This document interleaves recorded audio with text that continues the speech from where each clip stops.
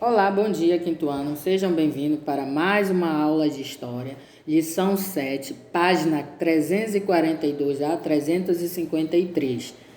Ser cidadão. E dentro da lição, nós veremos cidadania e democracia. A ideia de cidadania veio da Grécia, né? O cidadão em Roma, cidadania no Brasil, cidadania no Brasil colonial e independente, cidadania no Brasil republicano, ditadura, democracia, ditadura, o vai e vem da cidadania. Os direitos e a cidadania no Brasil do século XXI, ok? Cidadania e democracia. Atualmente, entendemos cidadania como um conjunto de direitos do ser humano. São eles: direito à vida, à liberdade, à propriedade, à igualdade, a abrigo, a trabalho digno, à saúde, à educação. Enfim, todos os direitos que as pessoas têm por serem humanas, sem distinção de posse, etnia, sexo, religião, opinião. Isso quer dizer que não importa se a pessoa é rica ou pobre, se é brasileira, norte-americana, italiana, branca, preta, oriental, se é homem, mulher, criança, idoso, se é budista, muçulmano, espírita, católico ou se não tem religião alguma. Todos, absolutamente todos, têm o mesmo direitos, ok?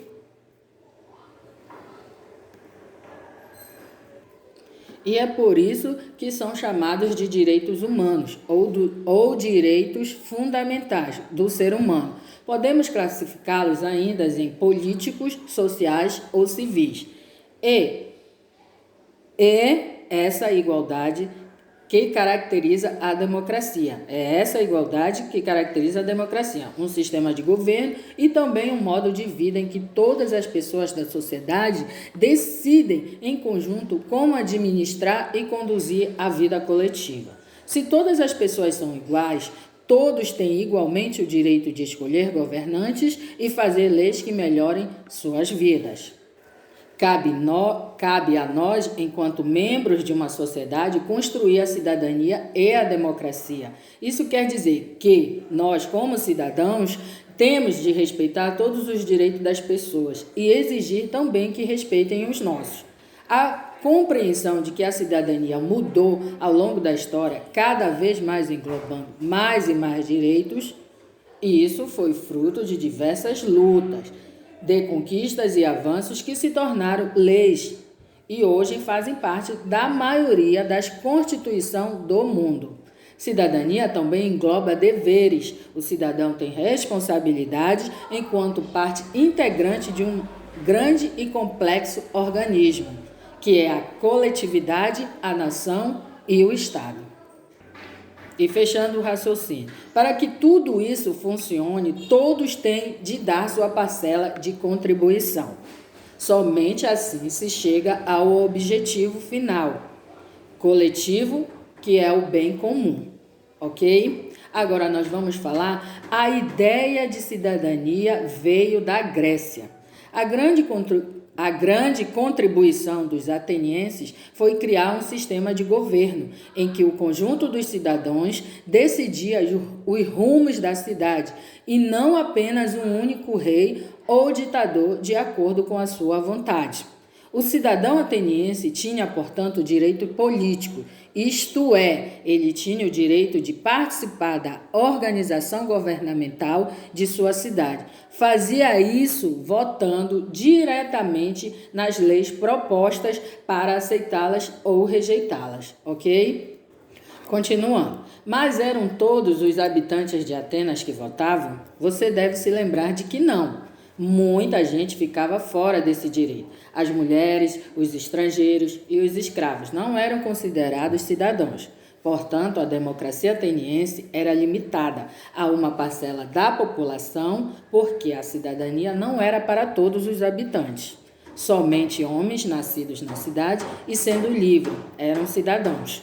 Apesar de não ser para todos, a democracia foi uma das mais importantes criações da antiguidade. porque permitiu que as pessoas passassem a ter consciência de que têm direitos e que precisavam ser respeitados, como o direito de escolher seus governos e decidir o destino de suas sociedades.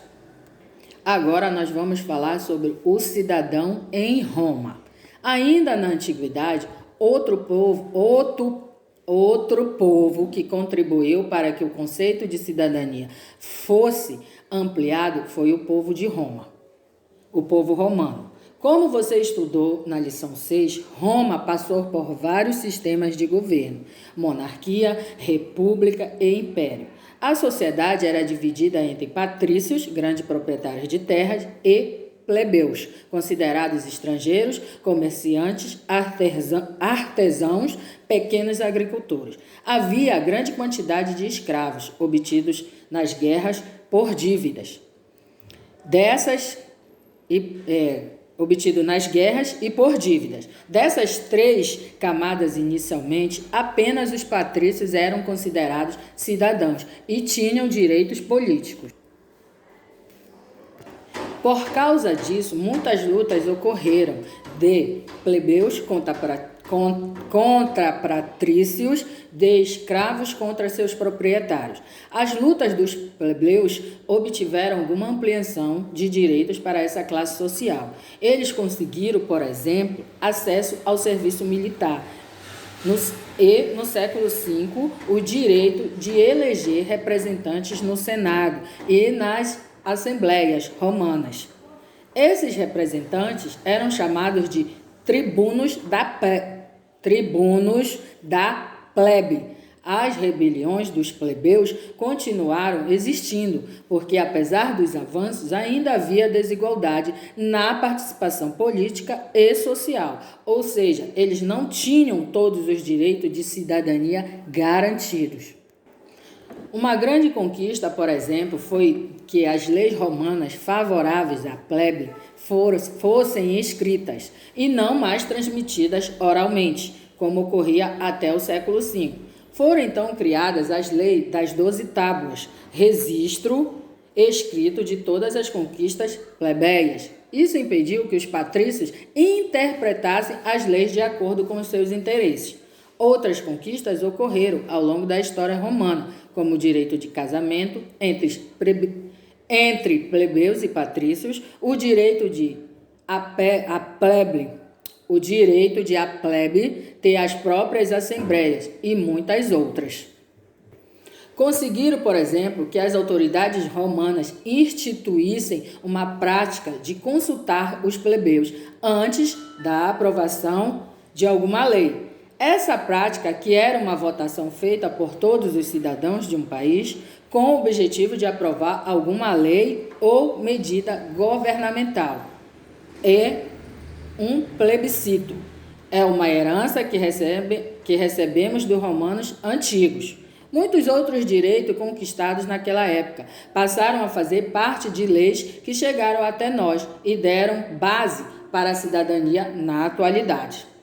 Fechando o raciocínio, outras lutas ocorreram após o Império Romano desaparecer e gradativamente as sociedades foram incorporando a ideia de que é necessária a participação de todos, de modo igual, para a construção da justiça, da democracia e da cidadania. Agora nós vamos falar sobre a cidadania no Brasil. O Brasil é considerado um país democrático. Isso porque tem uma Constituição que garante os direitos humanos fundamentais, como liberdade de opinião, de crenças, bem como saúde, educação, qualidade de vida para todos. Os direitos das minorias são reconhecidos por lei, configurando-se como crimes o racismo, o assédio sexual e moral, a exploração infantil. Os brasileiros escolhem seus governantes e representantes legislativos por meio de voto em eleições livres, diretas e secretas. Os trabalhadores têm assegurados direitos como a jornada de trabalho, salário mínimo, férias, licença maternidade, aposentadoria e outros. Essa democracia é estabelecida nas leis pelas quais todos são considerados iguais. Entretanto, não corresponde à realidade social e política da nação. Todos os dias vemos na televisão, nos jornais e na internet situações em que alguns desfrutam de amplos privilégios, enquanto outros não têm acesso à saúde, à educação, à moradia e ao trabalho. Mas essa democracia é que temos. Todos são considerados iguais perante a lei. Mas, na realidade, o que existe é uma enorme desigualdade entre ricos e pobres, entre negros e brancos, entre indígenas e não indígenas. Então, essa democracia não vale? E ela já está pronta e acabada? Não é mais possível avançar? Claro que vale. E é possível melhorá-la. A democracia está sempre em construção. Todos os cidadãos e cidadãs, até as crianças, podem e devem atuar para cada vez mais a democracia se tornar realmente um sistema justo de igualdade e fraternidade entre as pessoas, não apenas no nosso país, mas no mundo inteiro.